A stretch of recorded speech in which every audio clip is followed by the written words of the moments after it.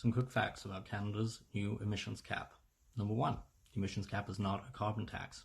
Without an effective cap on the oil and gas sector, other sectors and Canadians would need to carry the weight of reducing their emissions to offset the emissions of the oil and gas industry. An emissions cap is about fairness. It's about making sure that the oil and gas industry does its fair share of the work to cut emissions. The emissions cap is not controversial. 2 recent independent polls found a majority of Albertans support the emissions cap. 7 out of 10 Canadians also support the cap. The emissions cap is not a production cap. The oil and gas industry said previously that they could meet the emissions targets in the emissions cap. All this does is hold them to that promise. Canada needs an emissions cap.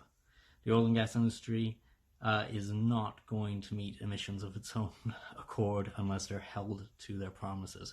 The Commission of the Environment and Sustainable Development of the Office of the Auditor General of Canada has concluded that government will miss its emissions targets if there is no emissions cap. The International Energy Agency is calling for a 60% reduction in oil and gas emissions by 2030, well above what's required in the cap. The oil and gas industry was consulted on the cap.